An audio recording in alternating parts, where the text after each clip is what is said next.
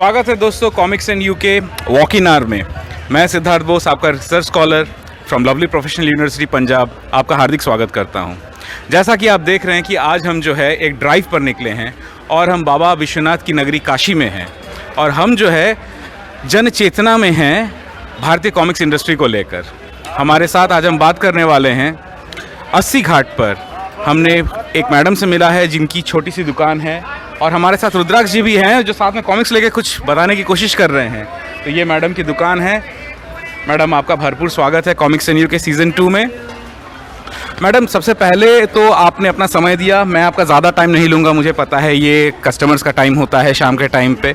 But मुझे ये बताइए कि कॉमिक्स जो पहले बचपन में हम लोग पढ़ते थे, आपने भी पढ़ी होंगी, अभी कॉमिक्स क्या आपको कहीं मिलती हैं या दिखती हैं? हाँ, दिखती है, लेकिन प्राइस इतना ज़्यादा है कि लोग लेते नहीं और बच्चों का भी इंटरेस्ट कम हो गया है दूसरी तरह के खिलौने और मोबाइल स्पेशली, और पेरेंट्स भी उस ढंग से प्रमोट नहीं करते हैं। मेरे पास तो विवेकानंद की बहुत सारी छोटी बच्चों की लायक किताबें आती थी, अभी मैंने रखी भी नहीं क्योंकि कम हो जाएगी खरीदारी लोगों की, बच्चों की स्पेशली किताबों को लेकर। Thank you madam. मैम, ये हम पता करना चाहते हैं, जैसे आपने कहा कि आपको कॉमिक्स से दिखती हैं, तो क्या वो ऑफलाइन शॉप्स में दिखती हैं या मोस्टली आपको ऑनलाइन में ही इस बारे में पता चलता है और ऑनलाइन में ही दिखती हैं? नहीं, मुझे तो मोस्टली ऑफलाइन दिखी। ऑनलाइन तो जो है सो है ही। ऑफलाइन किताबें भी बहुत सारी मिलती, लेकिन उनका प्राइस रेट बहुत ज़्यादा हो गया है। सो प्राइसिंग इज़ अ फैक्टर जिसकी वजह से जो है जिसके लिए कम खरीद रहे हैं। मैडम, अगर हम आपसे पता करना चाहें एज अ सेलर, अगर कॉमिक्स को प्रमोट करना है तो आप अपने दृष्टिकोण से ये बताइए हम क्या कर सकते हैं भारतीय कॉमिक्स इंडस्ट्री में कॉमिक्स को दोबारा प्रमोट करने के लिए? पहले तो प्राइस कम होना चाहिए और अच्छी पब्लिसिटी होनी चाहिए लोगों के बीच में, कुछ अट्रैक्टिव ढंग से कि बच्चे अट्रैक्ट हो। ऑफ कोर्स ये भी एक अच्छा तरीका है जो आपकी टी शर्ट्स है और ये है, लेकिन बच्चे थोड़ा अट्रैक्ट हो। जैसे वो खिलौनों के लिए ज़िद करते हैं, मेरे आगे पेंसिल के लिए ज़िद करते हैं, जैसे वो पेन है उस पर कुछ गन बनाए, कुछ जैसे उसके लिए ज़िद करते हैं वैसे कॉमिक्स के लिए भी ज़िद करें तो पेरेंट्स दिलाएंगे। तो प्रमोशन नहीं होती है, हमें प्रमोशन की ज़रूरत है। टाइम टू टाइम जो है प्राइस फैक्टर पर भी हमें चर्चा करनी है।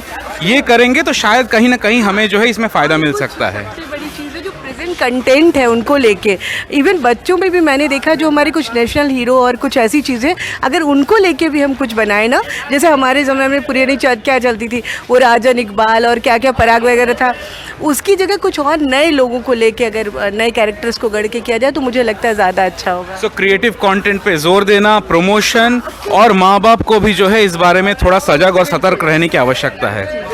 हम कॉमिक्स एंड यू के सीज़न 2 के इस सफ़र में हम मैम का शुक्रिया अदा करेंगे। हम मैम से उनका नाम पता करेंगे और इनका लोकेशन पता करेंगे। जी, सोनिया मेरा नाम है और मैं रोज़ यहीं लगाती हूँ 4 साढ़े 4 बजे से लेके 8:30 बजे तक शाम को। धन्यवाद मैम। हम मैम के संकलन का एक छोटा सा ग्लिम्स लेंगे, आइए देखते हैं।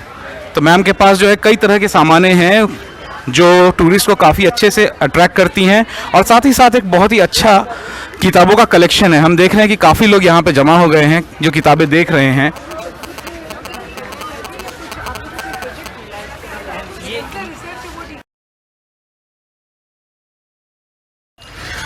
कॉमिक्स एंड यू के सीज़न 2 में हमारे साथ आज हैं प्रीतम जी, और ये हम इनसे पता करेंगे ये कॉमिक्स के बारे में इनकी क्या राय है, ये क्या समझते हैं कॉमिक्स को लेकर। आइए इनका स्वागत करते हैं। प्रीतम जी, आपका कॉमिक्स एंड यू के सीज़न 2 में आपका भरपूर स्वागत है। हम आपका अभिनंदन करते हैं अपना अमूल्य समय देने के लिए। तो प्रीतम जी, जैसा हम थोड़ी देर पहले चर्चा कर रहे थे, कॉमिक्स ये वर्ड, ये शब्द आपने कहीं सुना है, इसको एंजॉय किया है, ऐसा कुछ है? जी हाँ, इसको हम लोग बचपन में इसको पढ़ा करते थे। कॉमिक्स एक बुक आती थी, वही हम लोग पढ़ा करते थे और उसमें एंजॉय बहुत करते थे। तरह तरीके की चुटकुला, तरह तरह की कहानियाँ फ़ोटोज़ के साथ, उसमें जो है इमेजेस के साथ रहती थी, उसका हम लोग बड़ा ही एंजॉय करते थे। लेकिन फिर उसके बाद तो वो लुप्त ही हो गया, हम लोग को दिखना ही बंद हो गया। तो आसपास की दुकानों में जो है अभी इनको कॉमिक्स नहीं मिलती हैं, क्या मैं सही हूँ सर? जी हाँ, जी जी। तो प्रीतम जी बचपन में कॉमिक्स पढ़ते थे, बहुत एंजॉय करते थे, पर धीरे धीरे वो लुप्त हो गई।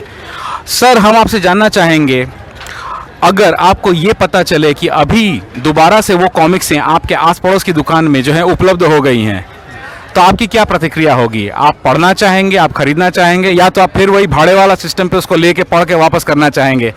नहीं, अब भाड़े वाला सिस्टम तो हमारे समझ से अब बंद ही हो गया है, क्योंकि 1 रुपये 2 रुपये पहले साइकिल भी भाड़े पे मिलती थी, आपको याद होगा। वो भी 1 रुपया 2 रुपया लेकर घंटे के हिसाब से दिया करते थे, लेकिन अब उसकी भी ज़माना ख़त्म हो गई है, क्योंकि अब 500 1000 रुपये 1500 में तो साइकिल आ जाती है। चाहे कोई सेकंड हैंड लेना चाहे तो भी 1000 रुपये में आ जाती है। तो अब कोई मतलब नहीं समझ में आता है, चाहे साइकिल किराए पे ले चाहे बुक किराए पे ले। अब इंसान सोचता है कि ले ले तो वो पर्सनल उसका हो जाता है, फिर किराए का कोई मतलब नहीं था। और रही बात कॉमिक्स की, तो ये फिर से वही इंजॉय वाली बात हो जाएगी कि हाँ, हम लोग जैसे पहले जब बच्चे थे इमेज करते थे, हर चीज़ पढ़ते थे, हम चुटकुला मजाक करते थे, तो वो चीज़ फिर से देखने को मिलेगा। हालांकि आजकल डिजिटल का ज़माना हो गया है, हर एक चीज़ सोशल मीडिया पे यूट्यूब पे उपलब्ध है, पर लेकिन उसका अलग मज़ा होता है जो फिजिकली हम कोई चीज़ करते हैं अगर। जी बिल्कुल, ये बात प्रीतम जी ने बहुत ही उम्दा कही है। तो हम ये इनसे पता करना चाहेंगे कि अगर प्रीतम जी को ये कॉमिक्स मिल जाएं तो क्या वो अपने घर के बच्चों को पढ़ने के लिए प्रोत्साहित करना चाहेंगे? ज़रूर। हम प्रीतम जी के इस अमूल्य समय के लिए उनका धन्यवाद ज्ञापन करेंगे। और इनके लिए एक गिफ्ट है, इन्होंने इस सर्वे में भाग लिया है, जिसके लिए बने रहिए हमारे साथ।